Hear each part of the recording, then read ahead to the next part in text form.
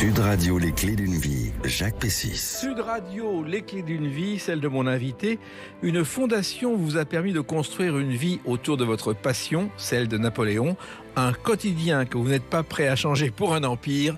Bonjour Thierry Lenz. Bonjour Jacques Pessis. Alors, vous publiez sur les bords de la Seine chez Perrin un livre sur le tombeau de Napoléon. Et si je vous ai invité, c'est pour parler de Napoléon, bien sûr, mais aussi de vous, parce que vous avez un parcours totalement atypique qu'on va évoquer à travers des dates clés, comme d'habitude. Et la première que j'ai trouvée ne vous concerne pas directement, mais elle est importante dans votre vie. C'est le 11 septembre 1905, le jour de l'apparition du premier Petit Larousse. Et le premier Petit Larousse est très important dans vos jeunes années.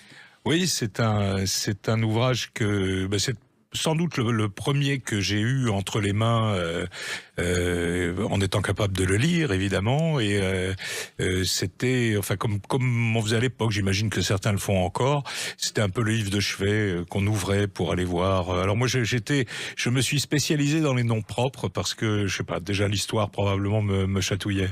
Voilà. Aujourd'hui, il faut préciser que vous êtes directeur de la Fondation Napoléon, outre ce livre, et effectivement, l'histoire, c'est votre passion et celle de Napoléon. Alors, ce dictionnaire, ce Petit Larousse que tout le monde connaît aujourd'hui, en fait, il a succédé au dictionnaire complet illustré qui était au 19e siècle. Et le nom est un hommage à Pierre Larousse. Et le visage de la semeuse, c'est celui de la femme du créateur de ce dictionnaire, Claude Auge. Voilà, c'était pour l'histoire, justement. Alors, ce dictionnaire, vous le lisez à Metz, où vous êtes né, et vous avez grandi, je crois, Thierry Lenz, dans le bassin sidérurgique d'Agondange. Oui, c'est à une époque où on était à la fois dans les dernières grandes années de la sidérurgie et puis au fur et à mesure de la fin de l'enfance, de l'adolescence, etc. Ça a été les grands plans, dont le fameux plan acier de 1984, avec les amis, les parents qui étaient mis en dispense d'activité, comme on disait à cette époque-là, ce qui fait que certains d'entre eux pensaient qu'on les rappellerait un jour, mais on a vu les hauts fourneaux disparaître, etc. Moi, mon père travaillait à l'usine d'Agondange, qui était une grande usine, mais très ancienne. Elle avait été faite à l'époque de l'occupation allemande en 1911, très très peu renouvelée depuis, donc c'était un outil un peu obsolète. Les gens ont eu un peu de mal à l'admettre, et à raison, parce que les maîtres de forge, comme on les appelait, avaient créé tous les services, tout ce qu'il fallait pour que leurs employés n'aient pas envie de partir. Voilà. Votre père, je crois, Thierry Lenz, c'était agent de maîtrise. Voilà, c'est ça. Il a terminé sa carrière comme agent de maîtrise, mais il a terminé tôt, 55 ans. Alors j'ai encore mieux que ça pour vous amuser. Mon grand-père a été mis en pré-retraite à l'âge de 50 ans à la suite d'un accident. Il a vécu jusqu'à 84 ans. Donc c'est vous dire qu'il a eu une longue et généreuse retraite à l'époque. Un grand-père, je crois, Thierry Lenz, que vous retrouvez un jeudi sur deux et qui vous parle à la fois de la France et de l'Allemagne. Oui, c'est ça. C'est par lui que j'ai appris l'histoire. Alors c'était pas un lecteur, ça n'était pas quelqu'un qui était érudit, mais comme il a vu que j'avais une appétence pour ces sujets, il s'est mis à acheter Historia tous les jeudis. Et puis quand je venais chez lui, on lisait le magazine ensemble. Et puis il nous parlait un petit peu de tout ça. Il était né en 1905, donc il était né allemand. Il était redevenu français en 1918. Il était redevenu allemand en 1940, et puis redevenu français encore en 45. Donc il avait des choses à nous raconter. Et il y avait aussi un arrière-grand-père, je crois, qui avait combattu l'armée allemande pendant la guerre 14-18. Oui, c'est ça. C'est-à-dire que pour moi, les poilus, ils ont plutôt un uniforme vert de gris, puisque mes deux arrière-grands-pères ont combattu dans l'armée allemande pendant la Première Guerre mondiale. Et il y a quelqu'un à qui ce genre de mésaventure est arrivé avec son père. Il en a fait une chanson.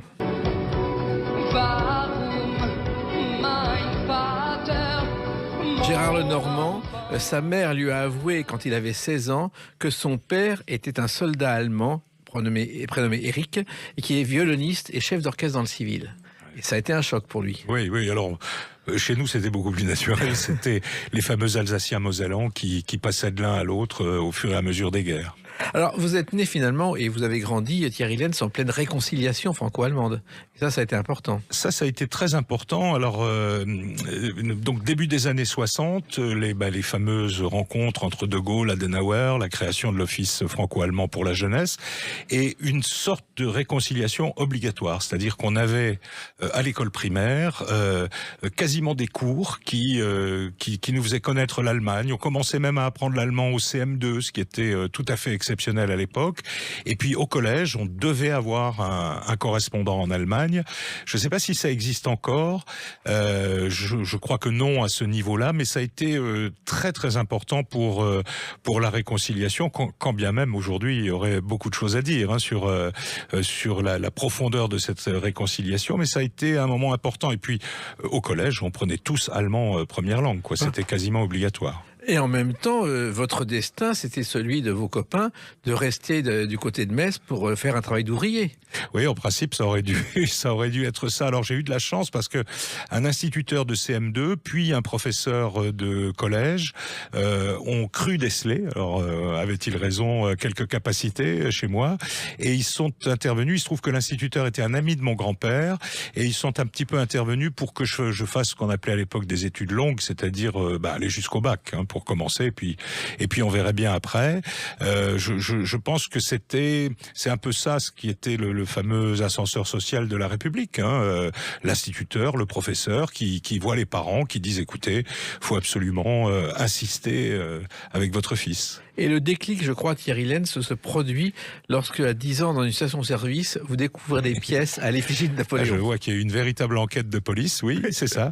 C'est 69, c'est le bicentenaire de la naissance de Napoléon. Alors ça avait été préparé par le général de Gaulle, ça devait être de grandes célébrations. Finalement, de Gaulle part au mois d'avril, et il ne reste que la petite célébration d'Ajaccio, où Georges Pompidou fait un discours un peu triste. Et puis cette animation de l'ensemble du pays autour de la naissance de Napoléon, avec les pièces de monnaie des stations Total. Quand vous faisiez un plein, on vous donnait une pièce de monnaie qui représentait un épisode de la vie de Napoléon. Il se trouve que j'avais un oncle qui était propriétaire d'une auto-école, donc j'aime autant vous dire que j'avais des sacs de pièces. Il m'en reste malheureusement plus aujourd'hui. Et ça vous a fasciné? Qu'est-ce qui vous a touché? Oui, j'ai beaucoup...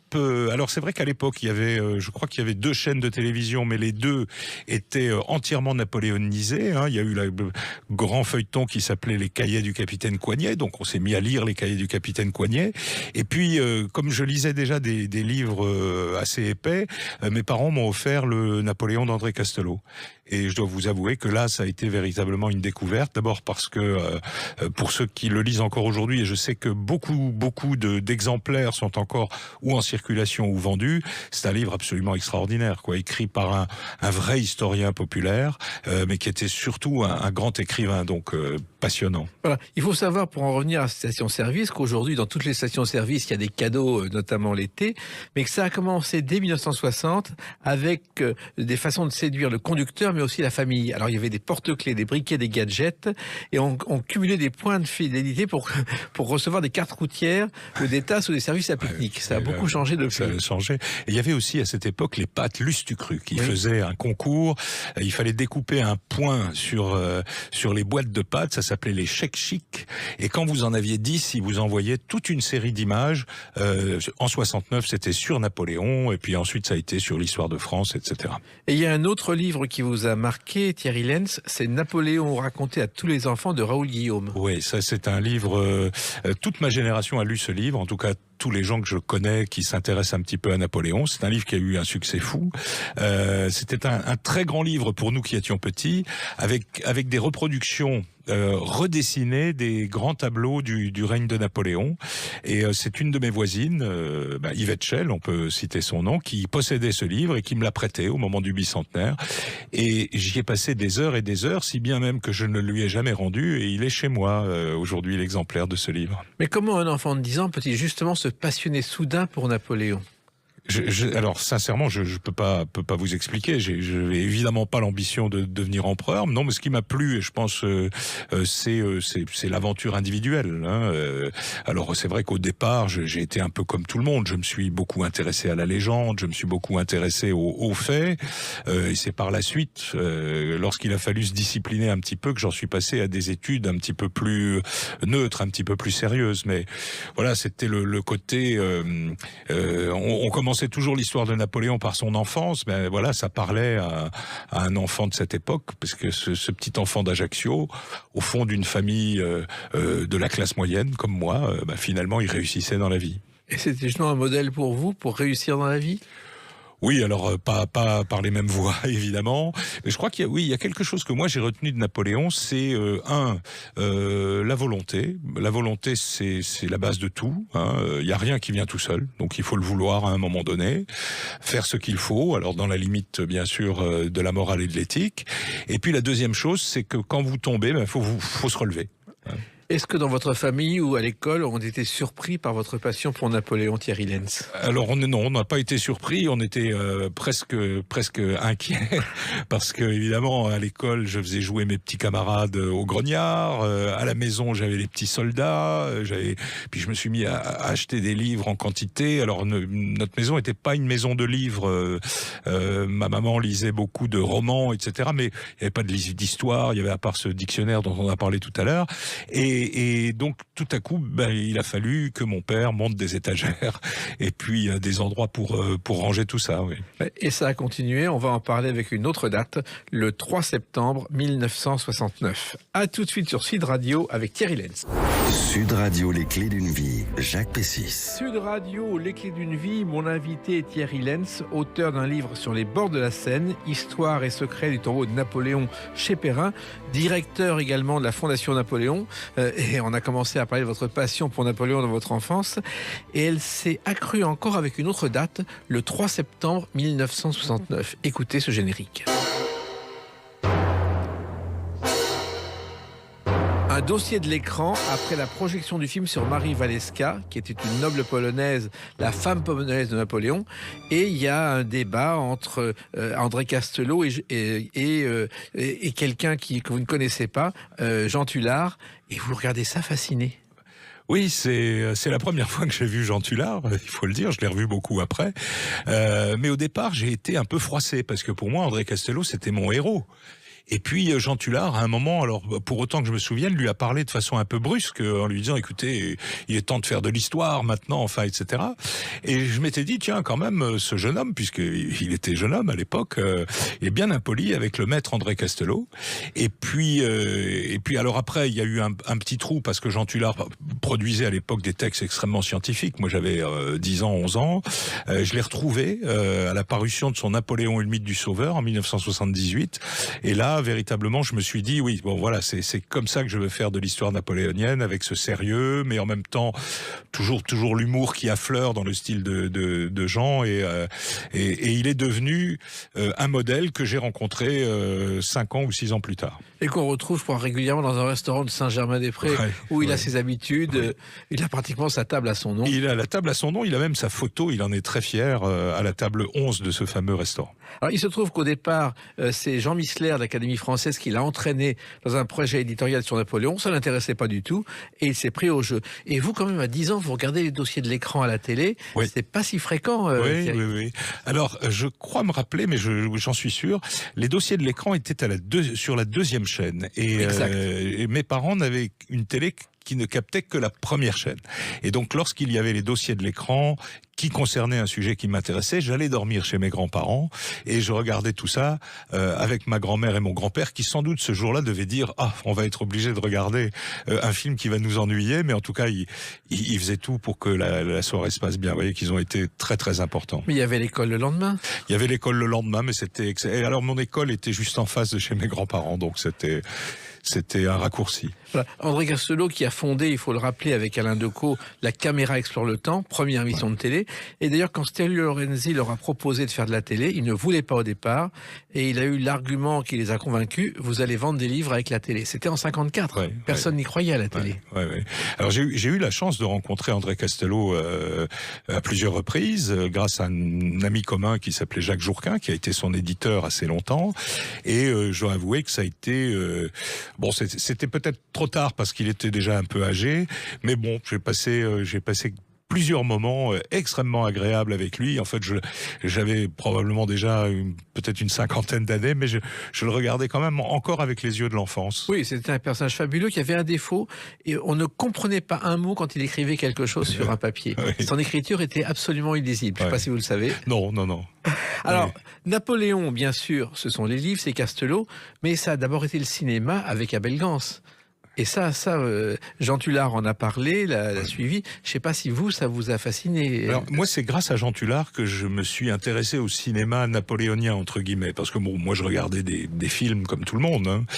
Mais lui, il a cette capacité à scientifiser ses passions, si je puis dire. C'est-à-dire que, bon, tout le monde sait que c'est un extraordinaire spectateur de films. Je crois qu'il a vu des milliers de films dans sa vie, qu'il est capable de vous citer, d'ailleurs, avec le nom de l'acteur, pratiquement celui qui a fait les Lumières, etc. Moi, j'étais juste un spectateur de cinéma. Alors, il a réussi un peu à faire de moi un cinéphile, mais bon, sur le plan de tous ces détails qu'il connaît, moi, je lui arrive évidemment pas à la cheville, comme dans tout le reste d'ailleurs.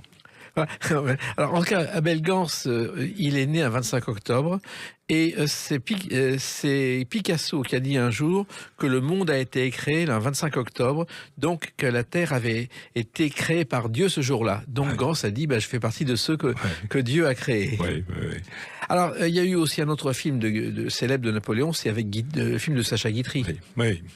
Alors oui, ça c'est évidemment... alors maintenant l'historien regarde tout ça avec un regard un petit peu sévère, mais c'est vrai que lorsqu'on cherche à voir des films sur Napoléon, il y en a pas tant que ça qui sont généraux, c'est-à-dire qu'ils reprennent toute la vie de Napoléon, donc faut pas bouder son plaisir, c'est du cinéma. Voilà, avec Daniel Gélin et Raymond Pellegrin qui jouaient Napoléon, et il y avait des chansons dans ce film de Guitry, dont celle-ci.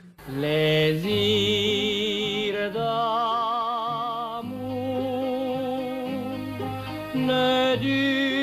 par Luis Mariano, Plaisir d'amour, chanson composée en 1760 par Jean-Paul Martini, d'après les paroles d'un poète qui s'appelait Pierre Clarisse de Florian. Aucun rapport avec Napoléon. Non, aucun.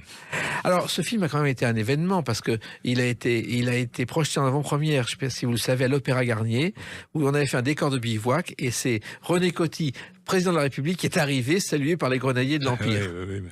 Alors, ce dossier de l'écran vous a marqué, et tout ce qui s'est passé à la télévision vous a marqué, Thierry Lenz, sur Napoléon ? Oui, alors c'est vrai que très longtemps, comme on le disait, il y avait deux chaînes. Alors moi j'avais la chance d'habiter dans l'est de la France, donc nous avions Télé Luxembourg qui diffusait beaucoup de programmes de fiction, ce qui fait que on a vu plein de séries que les Français n'ont jamais vues, mais disons que c'était aussi un moment important parce que c'était au sens classique la veillée, c'est-à-dire que la famille se réunissait pour dîner, puis ensuite on regardait la télévision. Donc il y avait un petit côté.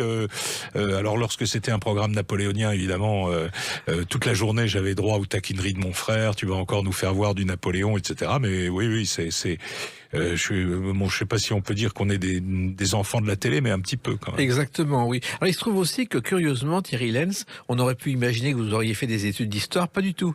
Vous avez fait un bac section économie et des études de droit à la faculté de Nancy. Oui,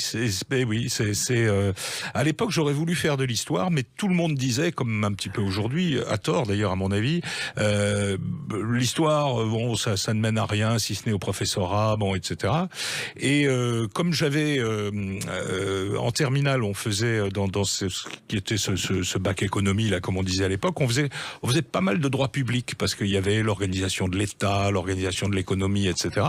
Et je m'étais dit tiens, au fond le droit pourquoi pas, et à Metz, au départ, venait d'ouvrir 10 ans plus tôt une faculté de droit où il y avait pas beaucoup d'étudiants et où on avait la chance d'avoir des professeurs qu'on appelait à l'époque les turboprofs, c'est-à-dire on avait les professeurs de Paris qui venaient faire un complément de leur service à Metz.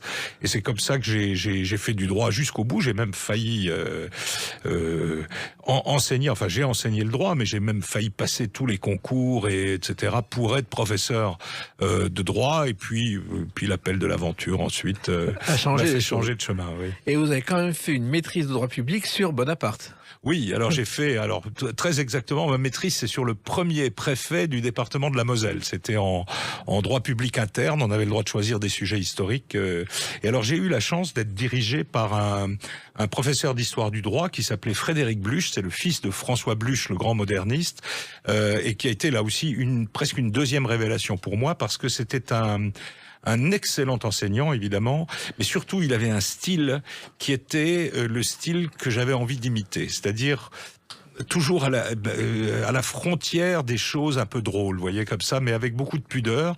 Et je ne sais pas si Frédéric Bluch nous écoute, mais c'est vraiment lui qui m'a donné l'envie d'une recherche d'un style. Voilà. Et puis, pendant 13 ans, vous avez été un pionnier du monde d'aujourd'hui, puisque vous avez travaillé dans un univers des déchets, des problèmes de l'eau dont personne ne parlait à l'époque, Thierry Lenz. Oui, c'est vrai. J'ai été, donc après avoir enseigné un petit peu le droit à la fac, je m'ennuyais un peu, il n'y avait pas de possibilité de poste, et donc je me suis mis à répondre à des annonces et j'ai été recruté dans une société qui s'appelle la SOR, qui est une société de distribution d'eau, de gestion des déchets, etc., qui à l'époque appartenait au groupe Bouygues, et même d'ailleurs était une propriété de la famille Bouygues, et qui se développait et qui cherchait un directeur des relations extérieures.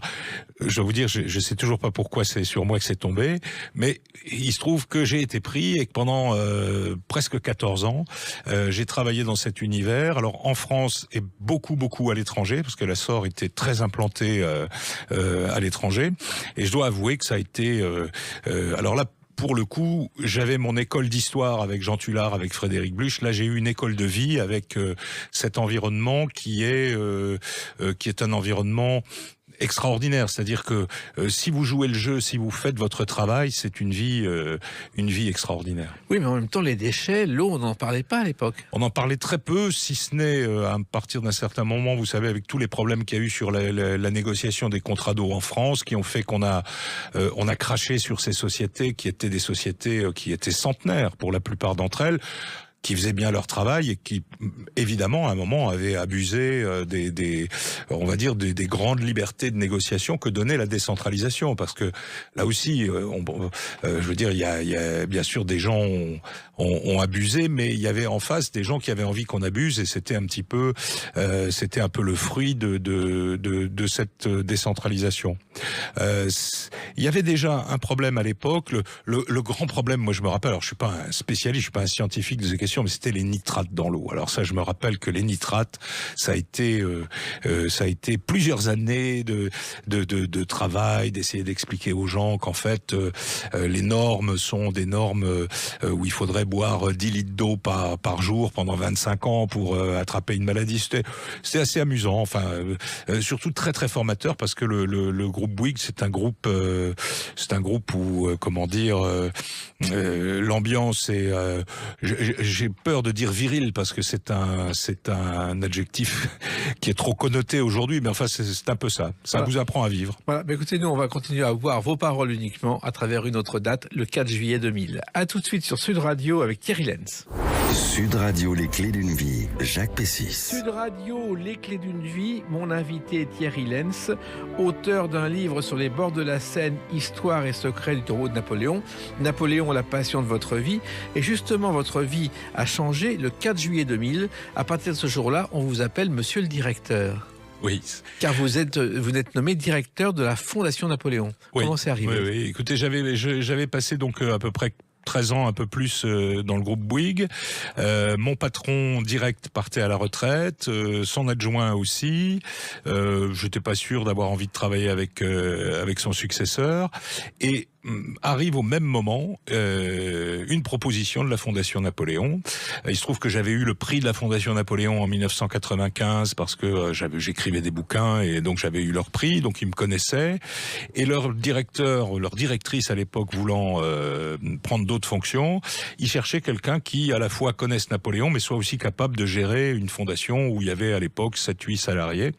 Donc ils m'ont fait cette proposition. Après un peu de discussion, évidemment, je l'ai accepté. Et donc, je suis arrivé, en effet, le 4 juillet 2000 à la Fondation Napoléon. Et je ne l'ai pas quitté depuis. C'est un rêve concrétisé, finalement.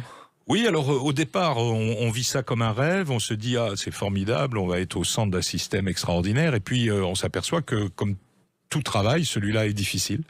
Il y a d'abord beaucoup de gestion, beaucoup d'administration, il y a beaucoup de relations publiques. Au départ, pas toujours simple, parce que le milieu napoléonien est un milieu associatif un peu, on va dire, d'abord foisonnant, et ensuite, comme chaque fois qu'il y a des associations, tout le monde veut être président, tout le monde veut ci, tout le monde veut ça, donc il faut un peu tenir tout ça à distance. Il y avait un gros problème d'organisation à la Fondation qu'on a réglé avec les 2 présidents successifs. Enfin, il a fallu 5-6 ans avant de se mettre assis et de dire, ouf, c'est fait, quoi. Oui, surtout que la Fondation, elle était très récente. Elle n'a que 13 ans aujourd'hui. On imagine que la Fondation Napoléon a plusieurs dizaines d'années. Non, pas du tout. Elle a été créée en 84. En fait, elle a vraiment commencé à fonctionner en 87 à la suite d'un legs fabuleux qui a été fait par Martial Lapeyre, le fondateur des menuiseries Lapeyre, il y en a pas 2 si l'on peut dire, qui sans enfants, sans famille, etc., passionné de la chose napoléonienne, a légué sa fortune, on va dire, au monde napoléonien. Donc cette fondation a été créée à la demande de l'État. Et donc moi, quand j'y suis arrivé, elle avait 13 ans d'existence. Les choses n'étaient pas encore totalement en place. Le siège n'était pas fixé. Enfin, il y avait tout un tas on va dire, de problèmes, non pas bêtement quotidiens, mais de problèmes quotidien important qu'il fallait régler. Oui, mais c'est assez étonnant qu'une Fondation Napoléon n'ait pas été créée plus tôt. Oui, disons que c'est une fondation, alors là pour le coup privée et 100% privée. Elle n'a jamais fonctionné avec 1 centime d'argent public, ce qui, je veux pas les critiquer, mais c'est pas le cas des autres grandes fondations, De Gaulle, Jean Jaurès, etc. Nous touchons 0 subvention publique et nous nous débrouillons pour vivre, pour agir, essayer de non pas de répandre la bonne parole napoléonienne, parce que nous ne sommes absolument pas des militants napoléoniens, mais aider au développement de l'histoire et de la recherche historique sur Napoléon. Voilà, il y a beaucoup de choses à dire, il y a même des expositions, et vous avez organisé, Thierry Lens, des expositions à Sao Paulo, oui. C'est quand même loin de Napoléon, et au Kazakhstan, à Astana. Oui, voilà, oui. Alors ça, ce sont les 2 dont je me suis occupé, mais il y en a une autre à Melbourne, etc. La Fondation a aussi reçu en legs de Monsieur Lapeyre une collection d'objets, mais extraordinaire. Monsieur Lapeyre était un homme riche qui avait beaucoup de goût et qui a collectionné toute sa vie des pièces napoléoniennes de très très grande importance, du niveau musée. Voilà. Donc nous sommes dépositaires de cette collection et nous la montrons à la demande, lorsque des institutions étrangères ou françaises le veulent. Et donc la première exposition, ça a été Sao Paulo, ça a été une exposition, enfin on n'en a plus jamais refait pareil, il y avait 4000 mètres carrés, ça a duré 3 semaines, on a eu 120 000 visiteurs, mais enfin bon, il y avait de la place pour les faire circuler. Ça a été vraiment le lancement on va dire, de la Fondation Napoléon à l'international. Et Astana, qui est, je crois, la 2e capitale la plus froide du monde, après la Mongolie, avec des températures de moins 40 degrés. Oui. C'était pas facile à faire, ça. C'était pas facile à faire, d'autant qu'on a fait l'exposition en hiver, et que là, c'était un désir du maire d'Astana, qui est un fanatique de Napoléon, qui avait voulu une exposition. Alors là, il y a eu un peu moins de visiteurs, parce qu'il fallait sortir, et je peux vous garantir qu'effectivement, moins 40, moins 45 degrés, c'est assez froid, pour ne serait-ce que d'aller de la bouche de métro à l'entrée du musée. Voilà, alors on a fait, je crois, 50 000 visiteurs en 2 mois. Mais on n'imagine pas finalement que la notoriété de Napoléon, Thierry Lens, dépasse largement nos frontières. extraordinaire. Partout en Afrique du Sud où je suis allé assez souvent puisque c'est sur la route de Sainte-Hélène. Je vais au Japon au mois d'avril parce qu'il y a une série de conférences qui m'ont été demandées là-bas. Les États-Unis, je vous en parle même pas. Il y a même des centres de recherche sur l'histoire napoléonienne aux États-Unis. C'est le personnage de l'histoire de France qui est le plus étudié dans le monde. Mais comment ça se fait ? Parce que, encore une fois, je pense que le côté aventure individuelle plaît beaucoup. La légende a beaucoup fait aussi. Par exemple, je prends toujours l'exemple du Canada. Au Canada, le premier prénom donné aux enfants au 19e siècle, c'était Napoléon. Parce que on a créé là-bas un Napoléon québécois. Voilà, en gros, je vous la fais très très courte. Et aujourd'hui encore, c'est un nom marketing. Par exemple, la première marque de barbecue canadienne s'appelle le Napoléon. C'est un nom qui veut dire quelque chose. Alors là, évidemment, c'est un peu, ça n'est pas très historique, mais enfin, c'est le cas. Et dans le monde entier, on s'y intéresse. Même en Chine, par exemple, où les Chinois se sont, alors maintenant moins, ils sont revenus un peu de ça, mais ils ont voulu à un moment faire la codification en Chine. Et ce sont des spécialistes français du droit civil qui sont allés là-bas, et le gouvernement chinois voulait accompagner ça de grandes expositions. Alors imaginez une exposition chinoise, quoi. C'est tout de suite des dizaines, des centaines de milliers de spectateurs. Et alors c'est tombé à l'eau à cause du Covid, mais il y avait vraiment un projet complet pour promouvoir l'idée de codification. C'est étonnant. Alors, il se trouve aussi que vous avez entrepris un autre chantier. Thierry Lens, vous avez passé 14 ans à diriger l'édition de la correspondance générale de Napoléon. Ouais. Qu'est-ce que c'est que tout ça ? Alors, écoutez, je vous raconte l'histoire très rapidement. Le président de la fondation de l'époque, le baron Gourgaud, une fois qu'on avait mis les choses en place, etc., je lui avais dit, écoutez, monsieur le président, il faut qu'on trouve un sujet historique majeur pour placer la fondation dans le milieu de la recherche napoléonienne. Et lui, du tac au tac, il a dit, il faut rééditer la correspondance de Napoléon. Et moi, je lui ai dit, OK, on part là-dessus. Et ça, en une seconde, je venais de marquer les 15 années suivantes de ma vie.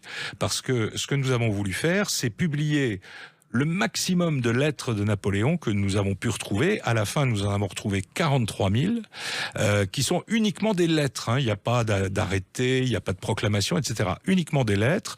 On les a trouvées dans 150 pays. On a été partenaire avec à peu près 200 centres d'archives. Et surtout, la bonne idée, je crois, et comme c'est moi qui l'ai eue, je pense même qu'elle est assez bonne, c'est qu'on a fait appel à des bénévoles. C'est-à-dire qu'on a dit aux gens, vous avez la passion napoléonienne, vous savez pas trop quoi faire, vous voulez pas vous engager dans des associations, aidez-nous pour l'édition de la correspondance. Et on a eu 450 personnes qui ont travaillé avec nous. Il a fallu les organiser, il a fallu les former, notamment à l'informatique pour les plus âgés. Et on a fait tourner cette machine, alors avec d'autres collaborateurs, dont François Houtsek, qui a été la grande cheville ouvrière de la fin de l'opération. Et ça a marché. C'est-à-dire qu'on a produit 15 volumes publiés chez Fayard. Toutes les lettres sont référencées, toutes les lettres sont commentées. Un travail, très très important. Et je pense que si dans 1000 ans on parle encore de Napoléon, je pense que l'édition de la correspondance générale de Napoléon servira encore de base aux études. Et il fallait vérifier que ces lettres étaient authentiques. Toutes les lettres ont été vérifiées. On a même supprimé des lettres pourtant très célèbres de Napoléon dont on a établi qu'elles étaient fausses. Alors on les a mises en annexe en expliquant pourquoi on pensait qu'elles étaient fausses. Donc voilà. Alors il y a évidemment de tout dans la correspondance de Napoléon. Il y a du très privé avec les fameuses lettres à Joséphine enflammées et même un peu chaudes. Il y a de l'administratif, il y a du militaire, et puis il y a des lettres d'une simplicité. C'est pas passe-moi le sel, mais enfin c'est quasiment ça. Mais il fallait les y mettre, et nous sommes convaincus que le gisement est encore au moins égal à ce que nous avons publié. C'est pourquoi nous avons décidé, à partir de cette année, nous mettons cette correspondance en ligne sur un site, je peux le dire, qui s'appelle napoleonica.org. C'est gratuit parce qu'on s'est dit, au fond, nous, on est là pour que l'histoire se développe, et c'est sur ce site qu'on ajoutera les lettres qu'on a trouvées depuis. Et puis, il y a eu aussi une comédie musicale qui a marqué les esprits.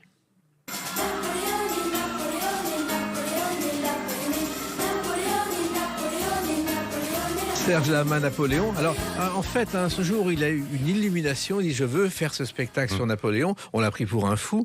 Non seulement ça a marché 507 fois à Paris, mais surtout, moi, je me souviens d'être allé avec lui à Ajaccio. On lui a remis la médaille de la ville d'Ajaccio. Oui, c'est un moment extraordinaire. Alors, j'ai appris récemment que il avait coupé l'herbe sous le pied à Michel Sardou, qui avait aussi un projet napoléonien, donc qui a fait à la place l'excellente chanson Les Lacs du Connemara, que nous adorons. Et en effet, c'est un moment important parce que ça a été très populaire, c'était très bien fait et c'était historiquement incontestable. Donc on peut dire que dans les grands historiens populaires de Napoléon, il y a Serge Lama dans les 40 dernières années. Ouais, et Yves Gilbert avait fait des mélodies tout à fait appropriées qui ont parfaitement fonctionné. Puis il y a aussi ceux qui se prennent pour Napoléon. L'exemple le plus frappant, c'est Albert Dieudonné, qui a tourné dans des films et est enterré avec son costume de Napoléon. Oui. Alors c'est vrai qu'on a toujours dit que c'était le meilleur Napoléon du cinéma. Moi, j'en suis pas convaincu. En tout cas, il ressemble beaucoup à ce qu'on voit sur les tableaux.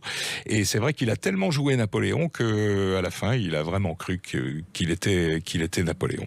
Et puis il y a Fabrice, qui est animateur de télé bien connu. Moi, j'ai débuté avec lui à RTL au moment où il se prenait pour l'empereur. Il faisait ses émissions aux Tuileries à cheval devant un public qui criait Vive l'empereur. Oui, écoutez, alors il fait aussi partie des moments communs avec mes grands-parents parce qu'on déjeunait en écoutant la radio et on écoutait Fabrice sur RTL à cette époque. Et il avait déclenché un scandale à la radio parce qu'il avait remplacé les panneaux de la CGT par des panneaux bonapartistes. Écoutez. C'était quelque chose. Alors finalement, tout ce qui se passe autour de Napoléon, ça a fait votre vie et ça ira jusqu'au bout. Oui, écoutez, maintenant que j'approche de la fin, je pense que je ne changerai pas de passion, en effet, d'ici là. Mais alors, d'une autre façon, probablement. D'abord parce que j'ai beaucoup publié sur l'histoire générale. Et 60 livres, je crois. Oui, voilà, oui. On a beaucoup travaillé, si vous voulez. Mais comment on fait pour faire 60 livres sur un sujet ? Écoutez, il faut être organisé, je pense, et puis il faut se lever tôt. Donc moi, j'ai la chance de me lever à 4 heures du matin tous les jours. Donc quand j'arrive à la Fondation Napoléon, vers 9h, 9h15, j'ai déjà 4 heures de travail derrière moi. Mais il y a suffisamment de sujets pour faire 60 livres. C'est infini. C'est infini. On a l'histoire napoléonienne n'a pas été étudiée par l'université jusqu'à l'avènement de Jean Tullard, donc dans les années 80. On préférait la Révolution française. D'ailleurs, même Jean Tullard a eu beaucoup de mal à imposer l'histoire napoléonienne à la Sorbonne. Aujourd'hui, ça va de soi, mais à son époque, il a dû se battre. Voilà. Et aujourd'hui, vous continuez. On en parle avec une autre date, le 7 septembre 2023. À tout de suite sur Sud Radio avec Thierry Lenz. Sud Radio, les clés d'une vie, Jacques Pessis. Sud Radio, les clés d'une vie, mon invité Thierry Lenz, directeur de la Fondation Napoléon, passionné de Napoléon, vous l'avez compris depuis le début de l'émission, et qui publie un nouveau livre sur Napoléon, un de plus, sur les bords de la Seine, histoire et secrets du tombeau de Napoléon chez Perrin. Et ce livre, c'est finalement un sujet qu'on devrait tous connaître, le tombeau de Napoléon, qui est très visité, mais finalement dont on ne connaît pas l'histoire. Oui, et puisqu'on est un peu, on raconte un peu sa vie avec vous, c'est un monument que j'ai vu très tard, puisque j'avais 18 ans. À l'époque, on venait pas à Paris facilement, et je suis venu visiter Paris avec un de mes cousins parisiens qui s'est dit il aime bien Napoléon, on va lui montrer le tombeau de Napoléon. Et vraiment, je suis tombé en admiration devant le monument. Évidemment, il y a Napoléon dans le monument, mais je trouve que le monument est extraordinaire. C'est-à-dire que ça n'est pas une petite chose, quoi. C'est quelque chose qui symbolise à la fois Napoléon, mais aussi un peu l'art français du 18e et du 19e siècle, parce qu'il est très classique, très néoclassique.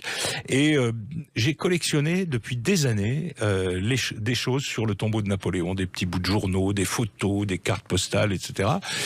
Et comme j'ai eu l'honneur de participer à la restauration du tombeau de Napoléon en 2020-2021, je me suis dit, tiens, c'est peut-être le moment d'essayer de raconter l'histoire de ce monument, déjà la construction est une aventure, et puis ensuite de ce qu'il a représenté dans l'histoire de France et de ce qu'il représente encore aujourd'hui. Oui, parce que finalement, s'il est en l'hôtel des Invalides, c'est pas pour n'importe quelle raison. D'abord, Napoléon lui-même avait été pour beaucoup dans la restauration de l'hôtel des Invalides. Oui, il s'est beaucoup occupé des Invalides dès la campagne d'Italie, alors qu'il n'était que général d'une armée, et puis il a ensuite, lorsqu'il était chef de l'État, il a tout fait d'abord pour les pensionnaires des Invalides, hein, rappelons que c'est quand même un hôpital pour les soldats blessés, et puis il a ordonné la restauration du dôme, etc., pour que l'endroit reprenne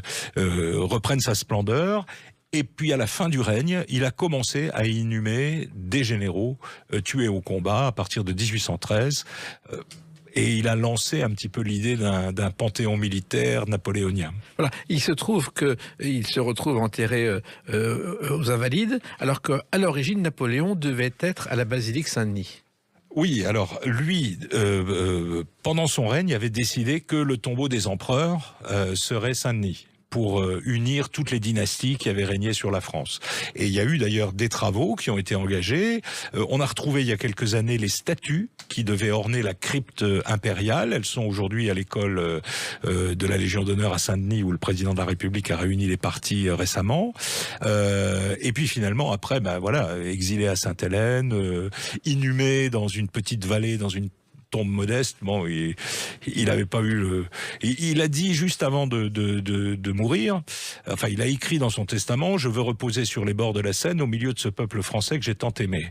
Et on a interprété ça en disant, il faut que ce soit au bord de la Seine. Et puis au bord de la Seine, il y a quoi? Il y a les Invalides. Alors va pour les Invalides. Alors, il a fallu justement convaincre le gouvernement que c'est nécessaire.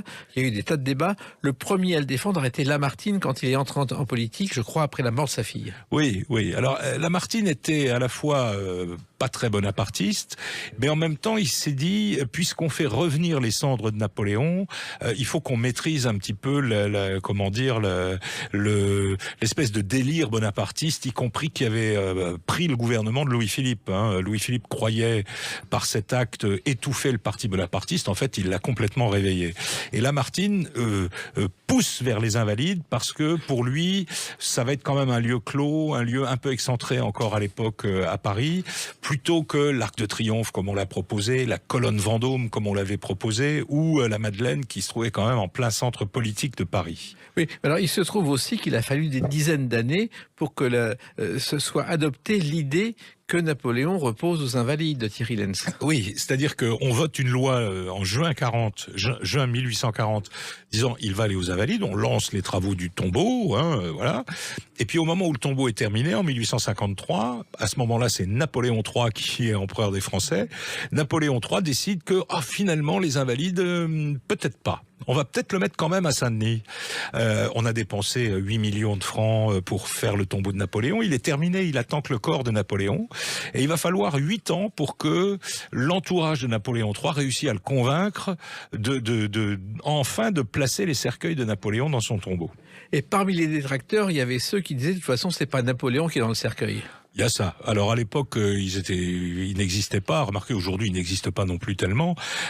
Oui, il y a toujours eu cette idée, mais alors totalement saugrenue. Si on avait 1 heure de plus d'émission, je vous expliquerai pourquoi. Mais enfin, il y a absolument aucun doute sur la présence de Napoléon dans son cercueil. On a dit que c'était son valet, en réalité. Oui, son valet, qui était mort 3 ans avant, qu'on avait enterré en pleine terre, et puis qu'on a déterré pour habiller en Napoléon ensuite. Enfin, vous voyez, c'est absolument absurde. Voilà. Mais en tout cas, il y a eu des choses sur Napoléon. Il y a eu la vente du crâne de Napoléon enfant. Oui, le crâne de Napoléon enfant. Oui, et puis, il y a une chose qu'on ne sait pas, c'est que Godillot, fabricant de chaussures célèbres, qui porte son nom, était le sosie de Napoléon. Ce qui fait qu'il était reçu au Figaro par le directeur, et il était annoncé comme Napoléon III, et on lui faisait une haie d'honneur. Ah écoutez... Ça marche quand même, ce genre de choses. Alors, il se trouve aussi que le problème, ça va être le retour des cendres, parce que c'est pas simple à gérer, Thierry Lenz. Ah non, c'est pas simple à gérer. D'abord, il faut aller chercher le cercueil de Napoléon. Sainte-Hélène, c'est quand même à 9-10 000 kilomètres des côtes françaises. Donc, il faut envoyer des bateaux, il faut exhumé à Napoléon. Il faut vérifier que c'est bien lui qui est dans le cercueil. On revient à notre problème tout à l'heure, et tout le monde trouve que c'est lui. Il y a plusieurs cercueils d'ailleurs. Il y a plusieurs cercueils. Alors au départ, il y en a 4 à Sainte-Hélène. Il revient, on en supprime un, mais on en ajoute 2, ce qui fait qu'il y en a 5 finalement à l'arrivée. Et il faut revenir. Et au moment du retour, la France et l'Angleterre sont quasiment en guerre au sujet du Liban. Déjà à l'époque, l'affaire est très compliquée, mais on frôle la guerre entre la France et l'Angleterre. Donc, le prince de Joinville, fils de Louis-Philippe, qui commande le bateau qui s'appelle la Belle Poule, décide que si les Anglais l'attaquent, il jettera le cercueil de Napoléon à la mer. Alors finalement, ça ne se fait pas. Ils arrivent, alors ils naviguent très vite, ils arrivent en avance. Personne ne les attend.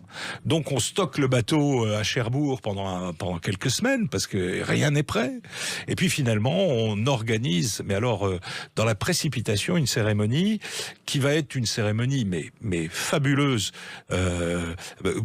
C'est le seul événement napoléonien que Pierre Nora a placé dans les lieux de mémoire, son immense livre, parce que c'est un événement colossal.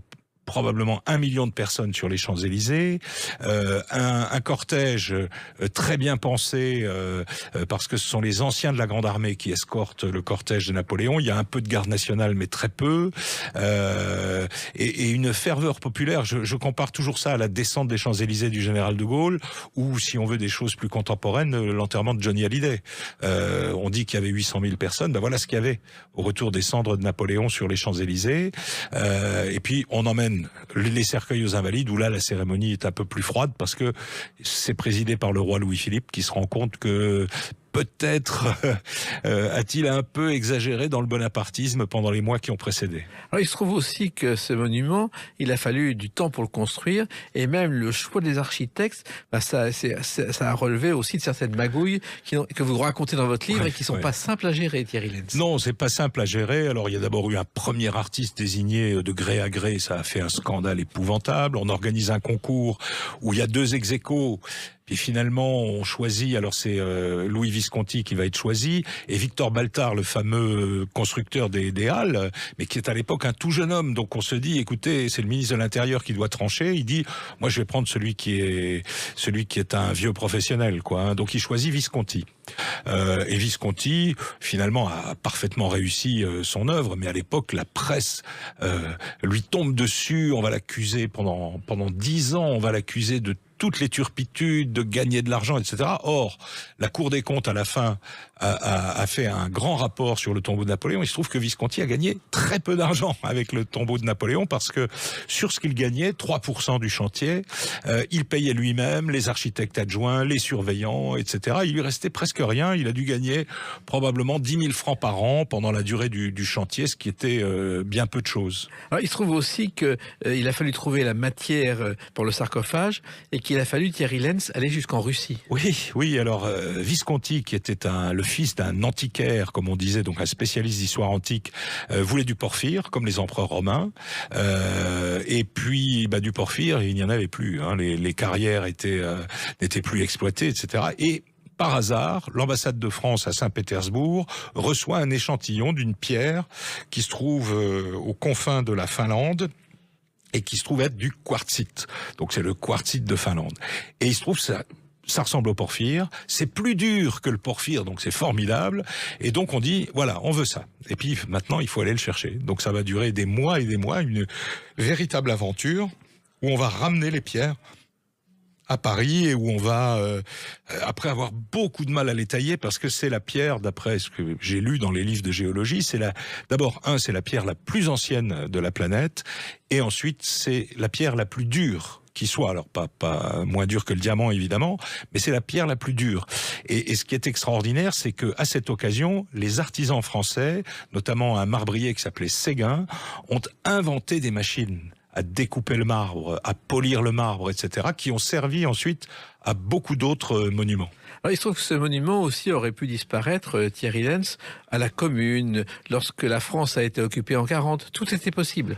tout était possible. La commune a même envisagé à un moment de faire ce qu'avaient fait les révolutionnaires de 93 à Saint-Denis, c'est-à-dire de sortir le corps de Napoléon et de le jeter aux ordures, hein, comme il était prévu, et de détruire le tombeau de Napoléon. Alors bon, ça n'a pas duré assez longtemps, la commune, pour que ce soit possible, mais il y a eu ce projet. En 40, alors les Allemands ont respecté le tombeau de Napoléon. Ça a été, c'était même la visite obligatoire pour les soldats de la Wehrmacht. C'était le monument le plus visité après la Tour Eiffel à Paris. Hitler est venu en visite. Il a rendu à la France les cendres de l'Aiglon, et ça a eu un effet de, comment dire, ça a un peu sali le tombeau de Napoléon aux yeux de beaucoup. Et par exemple, le général de Gaulle, alors il y est allé une fois à la Libération avec Winston Churchill, mais c'était pour voir le tombeau du maréchal Foch, mais il n'est jamais retourné aux Invalides ensuite. C'est-à-dire que, et notamment pas comme président de la République, même au transfert des cendres de Lyautey, il n'est pas entré dans les Invalides, pour deux raisons. La première, c'était que à ses yeux, il devait passer devant le cercueil de l'Aiglon, ramené par le régime de Vichy et Hitler. Il pouvait pas le faire. Et puis surtout, c'est ce que j'ai découvert lors d'une conversation avec un ancien directeur, l'armée avait nommé au musée de l'armée, pour les protéger, un certain nombre de protagonistes du putsch d'Alger d'avril 61. Donc le général, l'ayant appris, a jugé qu'il avait une deuxième raison de ne pas y aller. Et aujourd'hui, il faut savoir que la maison de Napoléon à Sainte-Hélène a été entièrement restaurée. Oui, entièrement restaurée grâce aux Français, si je puis dire, et aux étrangers aussi, puisque avec la Fondation Napoléon, nous avons réalisé une souscription et on a pu investir avec le ministère des Affaires étrangères 2 700 000 € dans la maison de Napoléon à Sainte-Hélène, qui est aujourd'hui, on va dire, en très bon état pour les 50 prochaines années. D'autres viendront après nous. Et vous allez continuer, je pense, avec d'autres sujets, d'autres livres, Thierry Lenz. Vous n'allez pas vous arrêter comme ça, vous avez encore plein de sujets sur Napoléon. Oui, il y en a encore, je réfléchis en ce moment à quelques-uns, oui. Et quand on voit aujourd'hui le président de la République, lorsque quelqu'un disparaît, l'honorer aux Invalides, il y a un côté napoléonien? Oui, bien sûr, il y a un côté napoléonien. Il faut comment dire, laisser au bénéfice de Monsieur Macron qu'il est le premier président de la République en fonction à être allé au tombeau de Napoléon en tant que tel. Hein. 2 fois. Une fois pour recevoir le président Trump au début de son premier mandat, et une autre fois quand même pour commémorer le bicentenaire de la mort de Napoléon. Alors, sur cette deuxième cérémonie, il y aurait beaucoup de choses à dire. Elle était modeste, volontairement modeste. A-t-il incliné la tête trop, pas assez, etc. Il n'empêche qu'il l'a fait et qu'il a mis un terme à cette polémique absurde qui avait eu lieu pendant le bicentenaire, notamment avec cette phrase qu'on doit répéter sans arrêt, prononcée dans son discours à l'Institut de France l'après-midi: Napoléon est une part de nous. Je crois que tout est dit. On a tous en nous quelque chose de Napoléon, comme aurait dit quelqu'un qu'on connaît bien. Ce livre s'appelle Sur les bords de la Seine, histoire et secrets du tombeau de Napoléon. Il est passionnant, on apprend plein de choses. Je le recommande à celles qui nous écoutent et à ceux qui nous écoutent. C'est chez Perrin. Merci Thierry Lenz de l'avoir écrit. Merci beaucoup. Et puis continuez comme ça, ne changez rien. Merci de m'avoir reçu. Et vive l'empereur. Vive, si vous voulez. Les clés d'une vie, c'est terminé pour aujourd'hui. On se retrouve bientôt. Restez fidèles à l'écoute de Sud Radio.